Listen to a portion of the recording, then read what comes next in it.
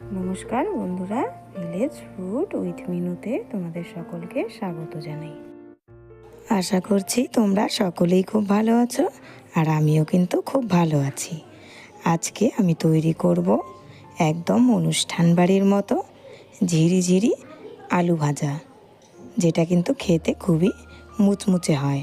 আর এর সাথে যদি বাদাম দেওয়া যায় তাহলে কিন্তু খেতে দারুণ লাগে। আর আজকের এই রেসিপিটি দেখার আগে তোমরা যারা যারা আমার চ্যানেলটি সাবস্ক্রাইব করোনি তারা প্লিজ চ্যানেলটি সাবস্ক্রাইব করে নিও। আলু ভাজা করার জন্য এখানে আমি বড় বড় সাইজের 3টে আলুকে ভালো করে ধুয়ে একটা গ্রেটার দিয়ে কিন্তু লম্বা লম্বা করে ঝিরিঝিরি করে কেটে নিয়েছি। আর এই আলুগুলো কাটার পর কিন্তু আমি 6-7 বার ভালো করে ধুয়ে নিয়েছি।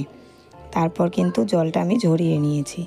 আর জলটা কিন্তু না ঝরালে আলুগুলো ভালোভাবে ভাজা হবে না, তাই জন্য যতটা সম্ভব পরিষ্কার করে ধুয়ে জলটা কিন্তু ঝরিয়ে নিতে হবে। তারপর দেখো কড়াইতে সাদা তেল দিয়েছিলাম, তেলটা গরম হয়ে গেছে, আলুগুলো আমি দিয়ে দিলাম। এবার কিন্তু একটা ঝাঁঝরার সাহায্যে এভাবে আলুগুলো একটু নেড়ে চেড়ে দেবো, তাহলে কিন্তু সব পাশটাই ভালোভাবে ভাজা হবে। না হলে এক পাশটা পুড়ে যাবে, অন্য পাশটা কিন্তু ভাজা হবে না।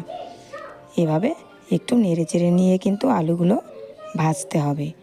আর এই সময় গ্যাসের আঁচটা কিন্তু মিডিয়াম রাখতে হবে, একদম লো রাখা যাবে না, আবার বেশি হাই রাখলেও কিন্তু আলুগুলো পুড়ে যাবে।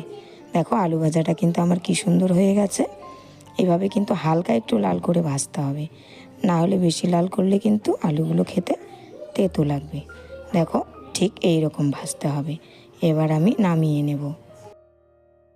আমি কিন্তু আলুগুলো তুলে নিয়েছি।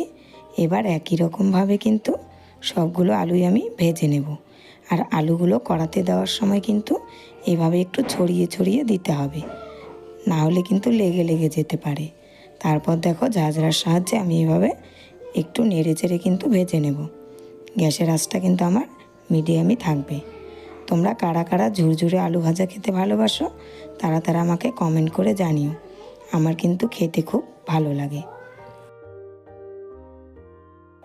দেখো আলুগুলো ভাজা হয়ে গেছে, এভাবে কিন্তু ঠিক ভেজে নিতে হবে। আমি এবার নামিয়ে নেব আলুগুলো। এভাবে ঝাঁঝরাটার সাহায্যে তেলগুলো ভালোভাবে ছেঁকে আলুগুলো কিন্তু নামিয়ে নিতে হবে।